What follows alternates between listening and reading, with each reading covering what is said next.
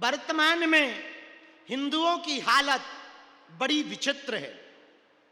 जगह जगह जातिवाद के नाम पर हिंदू कहीं लड़ रहे, कहीं क्षेत्रवाद के नाम पर लड़ रहे, कहीं भाषावाद के नाम पर लड़ रहे। महाराष्ट्र में एक स्वामी हुए, स्वामी समर्थ रामदास जी महाराज, उनको हनुमान जी ने आज्ञा दी कि तुम अपने शिष्य छत्रपति शिवाजी को कहो कि हिंदवी स्वराज्य की स्थापना करें।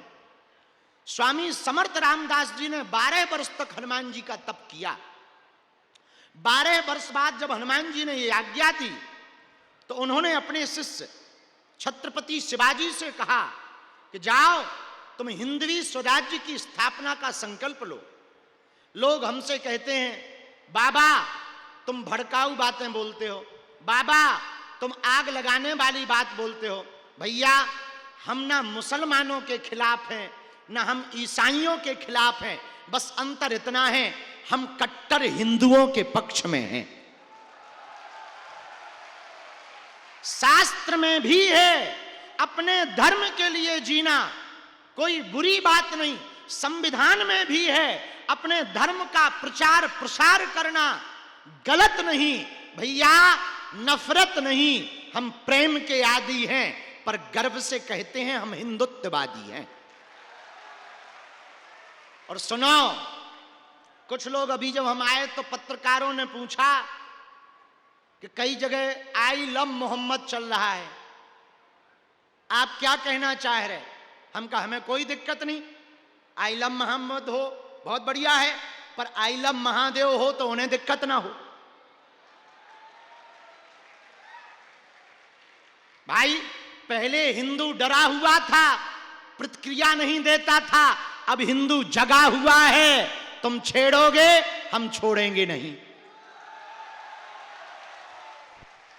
दूसरी बात, सागर में आपने कहा आई लव मोहम्मद, लेकिन सर तन से जुदा कर देंगे, ठटरी के बरे, नक्कटा, मूसर चंदा, घिनौना, आगी को लगो, कह तोरो भारत आए। अरे भैया हम जिस राम की परंपरा के हैं, हमारे यहां युद्ध प्रिय नहीं है, हमारे यहां तो बुद्ध प्रिय है।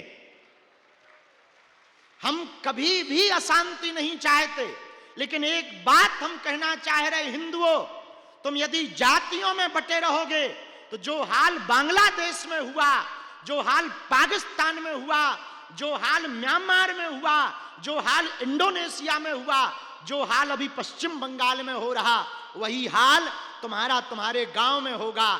एक ही उपाय है। लोगों को लग रहा होगा कि हम विचित्र बातें बोलते हैं, भैया हम बिल्कुल भी विचित्र नहीं बोलते हैं। इस देश में परिस्थिति ऐसी निर्मित हो रही है, जगह जगह हिंदुओं को टारगेट किया जाता। आप अब कल की घटना सुनो, तमिलनाडु में राम जी की मूर्ति का पोस्टर बनाकर आग लगा दी। अब बताओ, हमें इससे कोई दिक्कत नहीं, जिन्होंने लगाई वो पक्का है कि रावण के खानदान के हैं, लेकिन बात यह है इस देश में इतने लोग रहते हैं, किसी का मुंह नहीं फूटा कि एक बार कम से कम विरोध तो जता दें, कम से कम ऐसे लोगों को सबक तो सिखा दें। हमारी हिंदुओं से प्रार्थना है, यदि तुम आज एक नहीं होगे तो कल ना तुम्हारे बच्चे बचेंगे ना तुम्हारा परिवार बचेगा। जो हाल कश्मीरी पंडितों का हुआ वही तुम्हारा होगा, जो हाल बांग्लादेश में हिंदुओं का हुआ वही तुम्हारा होगा, जो वर्तमान में हाल पश्चिम बंगाल में हो रहा वही तुम्हारा हाल होगा। हिंदुओं, एकमात्र उपाय है देश को बचाने का, जात पात की करो विदाई, हम सब हिंदू, हम सब हिंदू, हम सब हिंदू, हम सब हिंदू। बालाजी महाराज के कृपा पात्र बागेश्वर धाम पीठाधीश्वर परम पूज्य धीरेन्द्र कृष्ण शास्त्री जी महाराज का पावन संकल्प। मध्य प्रदेश में छतरपुर के ग्राम गढ़ा में बनेगा विश्व स्तरीय कैंसर अस्पताल एवं रिसर्च सेंटर, जिसकी आधारशिला देश के यशस्वी प्रधानमंत्री नरेंद्र मोदी जी के कर कमलों से रखी जा चुकी है। 200 करोड़ रुपए की लागत वाले 100 बेड के इस अस्पताल में गरीबों का होगा मुफ्त इलाज।